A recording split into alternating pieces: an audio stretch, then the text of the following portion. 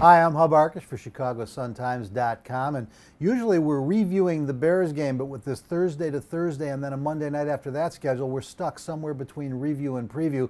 Let's just say the Thanksgiving Day disaster in Detroit, enough to put this Bears 2014 season to rest. Yes, mathematically still alive for a playoff shot, but when you are chasing Seattle, Detroit, and Dallas, all by 3 games with 4 to play, and San Francisco by 2 games, knowing that there's only 2 wild card spots available, let's be honest, the Bears are done short of 4 collapses of legendary proportion. So you look to these last 4 games and say, what can you hope for from the Chicago Bears? Well, first it's the Dallas Cowboys on Thursday night, primetime television. The Cowboys, one of those teams the Bears are chasing, and also one of those teams that could be headed in the wrong direction. They struggled terribly on Thanksgiving Day, just like the Bears were wiped out at home by the Philadelphia Eagles, but that doesn't make them any better of a matchup for the Chicago Bears. Yes, the Bears' run defense significantly improved over 2013, probably the one big victory of this season that we don't talk about. Remember, the Bears were dead last, 32nd in the league against the run in 2013. They are 12th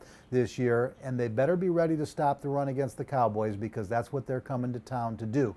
You've heard so much about the rebuilding of that Dallas Cowboy offensive line starting 4 years ago with Tyron Smith drafted in the first round. Then they add Travis Fedricks. Then they've got, of course, this year's first-round pick from Notre Dame, Zach Martin. They are blocking the run. They're the #1 running team in the league, and DeMarco Murray is the guy the Bears have to stop. But you cannot just load 8 or 9 guys in the box, because they've also got all-pro wide receiver Dez Bryant, and Tony Romo appears completely healthy from his back issues. So this will be a challenge the Bears defense really hasn't seen in recent weeks. Normally they're loading up to stop the pass, stop the run. They've got to be balanced, and they've got to keep the Cowboys off the scoreboard first with the run, but they can't afford to ignore Dez Bryant. How do the Bears do that with the injuries mounting? We don't know as we tape what the status of Tim Jennings will be. He had the groin injury in Detroit. You'd hate to think they were going to go to war with an injured rookie Kyle Fuller and Al Lewis-Jean at the other cornerback spot, with the nickel being a Sherrick McManus or a Demontre Hurst.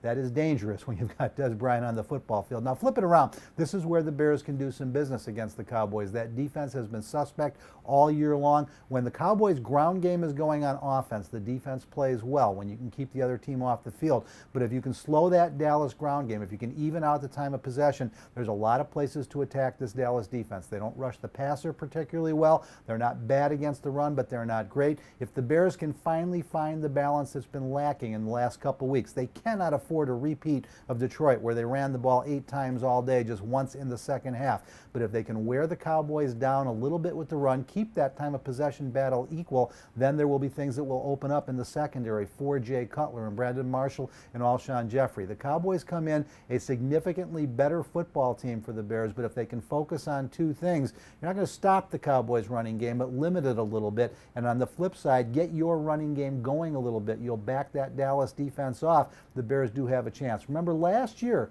Cowboys came to town for a primetime game. It was Monday night. It was December. Bears put 44 points on the board and blew the Cowboys out. This is a different team, but not that radically different personnel-wise that the Bears shouldn't have a shot if they show up and play their game. That's what Bears fans have left to hope for this season. Play well, develop players for the future. We'll see what happens against the Dallas Cowboys. That'll do it for our review and preview this week of the Chicago Bears. For the best in sports 24 hours a day, 7 days a week, stay right where you're at ChicagoSunTimes.com.